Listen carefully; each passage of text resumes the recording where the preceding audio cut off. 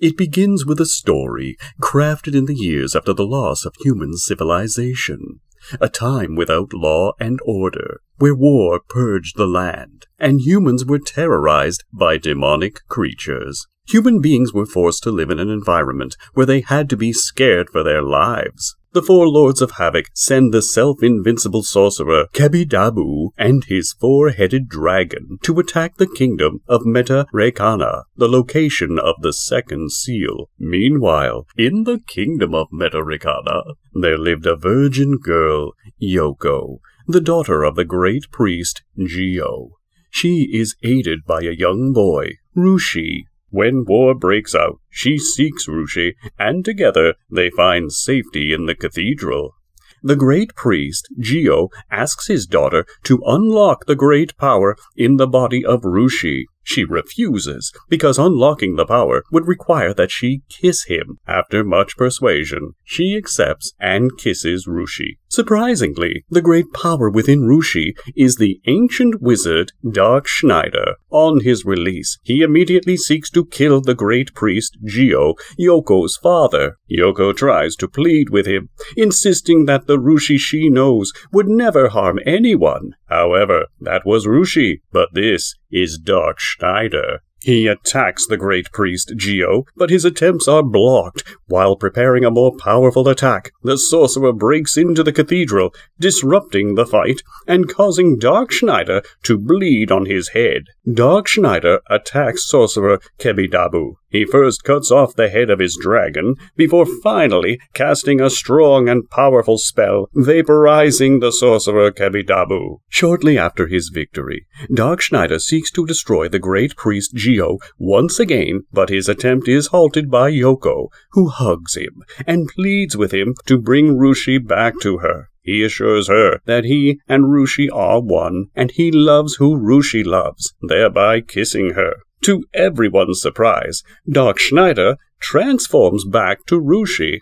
Yoko sees Rushi in her dream, in the form of Dark Schneider. She seems to have fallen for Rushi in this way.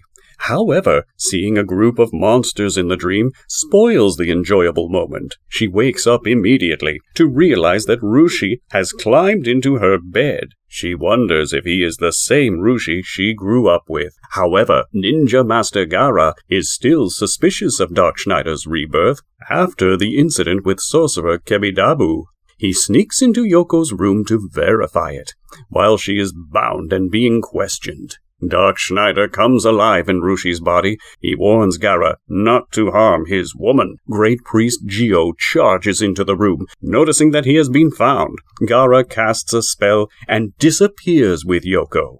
The great priest Gio is bothered about Yoko's disappearance and seeks the help of other priests to come up with a solution. They realize that Dark Schneider is the only person who would know where Gaara would have taken Yoko. But the question comes up.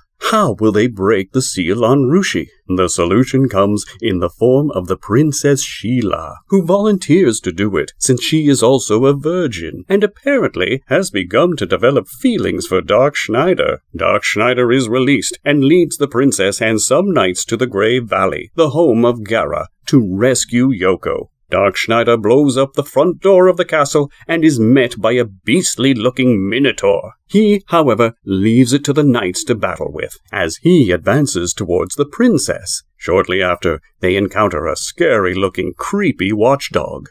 Dogzamon. Dark Schneider does a powerful spell to fend it off. Moving on, they meet a devil-like fire demon called Ifrit. The demon is released from the princess's failed attempt to pick up a fiery sword that had been stuck to the ground. The sword ends up cutting Dark Schneider, leaving him weak because he has been poisoned. While the princess tries to save him by sucking out the poison, Ifrit attacks, but Dark Schneider puts up a shield to protect them.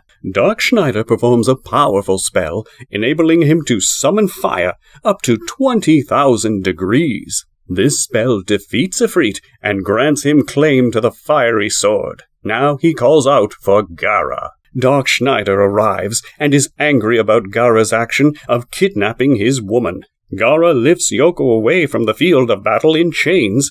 However, her clothes come off, showing her breasts, and this annoys Doc Schneider the more, as he claims he hasn't even gotten to see them yet. They fight, with Gaara landing more blows than Doc Schneider. Eventually, Doc Schneider performs a spell that cuts Gaara's hand after an offensive. He casts a powerful spell that destroys Gaara's castle, but spares the lives of everyone in it. Lady Ashine, one of the 4 Lords of Havoc, plans her attack on the kingdom of Metricana with Doc Schneider gone.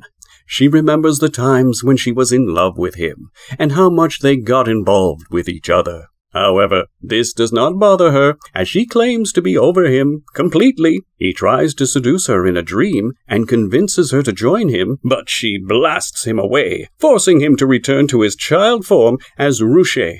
That night, while they are hiding in a cave, the vampire, the great Diamon, comes and takes them to his castle. He is one of the 4 Lords of Havoc. He locks Ruche up in a suspended cage and threatens to drink the blood of Yoko and her 3 warrior maidens. Apparently, he had sent the werewolf earlier to kidnap them. The 3 maids free themselves from the chains and try to banish him with the Holy Cross, an attempt which seems successful at first, but later costs them a bite, until Diamon kicks Yoko to the ground, making her pass out. Angrily, he switches to Doc Schneider and bursts open the cage. He defends Yoko and beats up Diamon, bursting open the walls of the castle. The rays of the sun meet Diamon, turning him into a bat.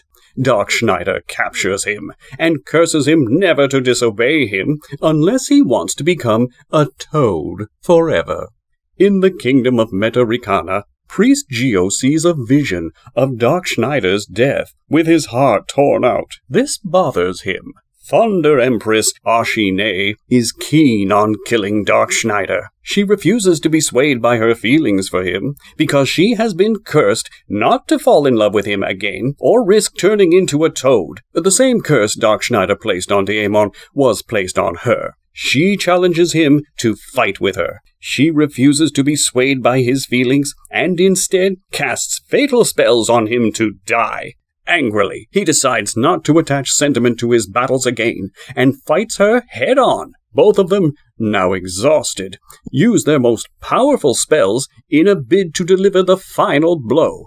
Meanwhile, Priest Gio and the old woman rush to the location to witness the vision they had seen earlier. The vision of Doc Schneider's death. In the heat of moment, Doc Schneider realizes that Lady Ney has been cursed, and the blood from his heart is the only thing to save her from it. Having compassion and love for his daughter, he pulls out his heart, letting the blood drop on her finger, thereby healing her.